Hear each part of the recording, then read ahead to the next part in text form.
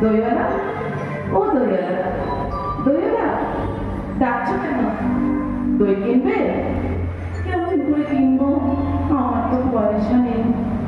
কেমন ছেলে তুমি, কিনবে না তো আমার বেলা ধুয়ে দাও কেন? আমি যদি তোমার সাথে চলে যেতে পারতাম তো যেতাম। আমার সঙ্গে? হ্যাঁ, তুমি যে কত দূর থেকে হাঁটতে হাঁটতে চলে যাচ্ছ শুনে আমার মন কেমন করছে। কবিরাজ আমাকে বেরোতে বারণ করেছে, তাই আমি সারাদিন এখানেই বসে থাকি। আহা বাছা, তোমার কি হয়েছে?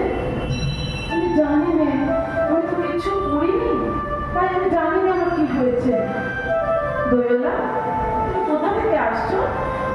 আমাদের গ্রাম থেকে আসছি। আমাদের গ্রাম সেই পাঁচমোড়া পাহাড়ের তলায়, সামনে নদীর ধারে। তুমি দেখেছো? পাহাড়ের তলায় কোনোদিন গিয়েছিলে নাকি? না, কোনোদিন যাইনি, কিন্তু আমার মনে হয় আমি দেখেছি।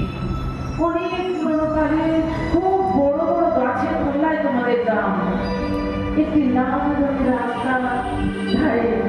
না, ঠিক বলেছো বাবা, সেখানে পাহাড়ের গায়ে সব গরু চড়ে বেড়াচ্ছে। কি আশ্চর্য, ঠিক বলছো, আমাদের গ্রামে গরু চড়ে বইকি।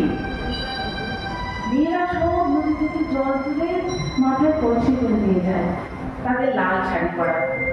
বাহ বাহ, ঠিক কথা, আমাদের সব পয়লা পাড়া মেয়েরা নদী থেকে জল তুলে নিয়ে যায়, তবে কি না তারা সবাই যে লাল শাড়ি পরে তা না।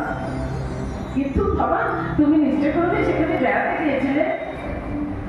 সত্যি বলছি দোয়েলা, আমি একদিনও যাইনি। কবিরাজ যেদিন আমাকে বাইরে যেতে বলবে সেদিন তুমি নিয়ে যাবে তোমার গ্রামে? যাবো বইকে বাবা, খুব নিয়ে যাবো। আমাকে তোমার মতো ওই রকম দই বেচতে শিখিয়ে দিও।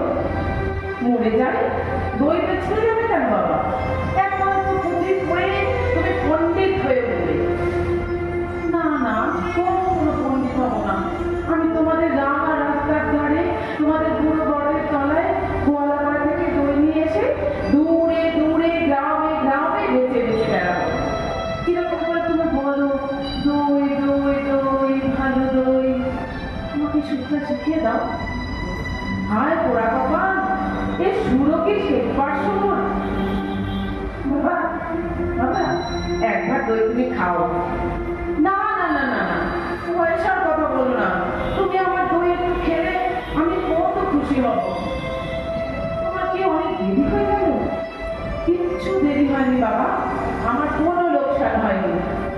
দই দেখতে যে কত সুখ সে তোমার কাছে শিখে নিল।